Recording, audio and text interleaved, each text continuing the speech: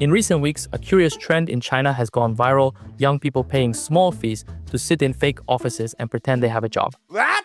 At first glance, it may seem like a bizarre internet joke, but beneath the surface lies something far more serious.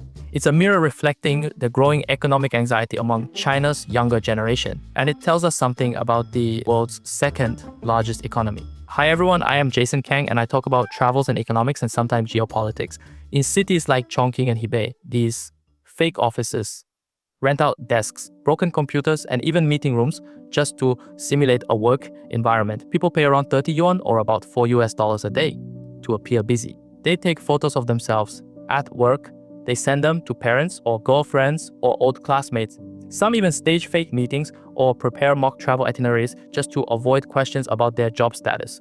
It may sound absurd, but this is reality for a growing number of Chinese youth who are not just unemployed, but emotionally exhausted, socially pressured, and deeply anxious about what the future holds. This isn't just a psychological response to joblessness. It reflects a much deeper structural problem in China's economy, particularly its youth unemployment crisis.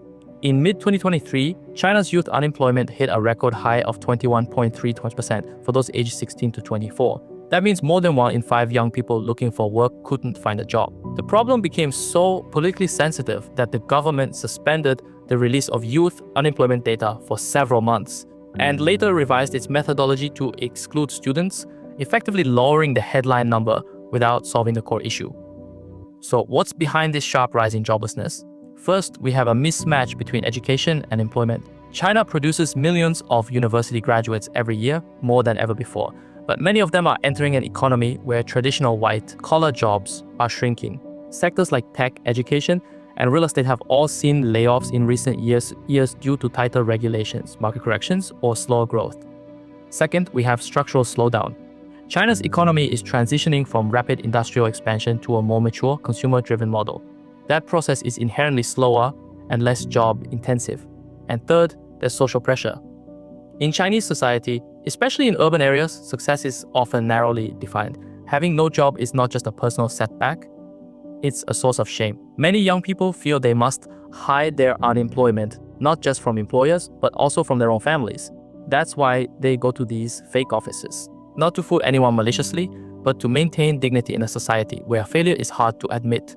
In economics, we often speak of informal employment, but this is something different. This is informal unemployment, where individuals go to extraordinary lengths to appear employed, even though no economic activity is taking place. This isn't scalable. It's not a solution, but it is a symptom. What we're seeing here is a crisis of expectations colliding with economic reality. China promised its youth a pathway to stability through education and ambition. But for many, that promise is no longer being fulfilled. This could have significant long-term effects. Prolonged youth unemployment weakens productivity, slows consumption, and delays family formation, all of which are critical to China's economic stability. When young people lose confidence in the system, they spend less, invest less, and participate less in the economy. Even more importantly, it erodes trust. In a country where economic growth has long been the basis of social harmony, a generation that feels left behind could become a source of long-term discontent. So, what should we take away from all of this? These fake offices might look like a social media gimmick, but they're actually a window into a deeper, unresolved economic tension in China. It's a reminder that beneath the impressive growth statistics, the lived experience of many young people today is one of uncertainty, pressure, and isolation. And if a country as large and powerful as China cannot offer meaningful work to its next generation, then the world needs to start paying attention.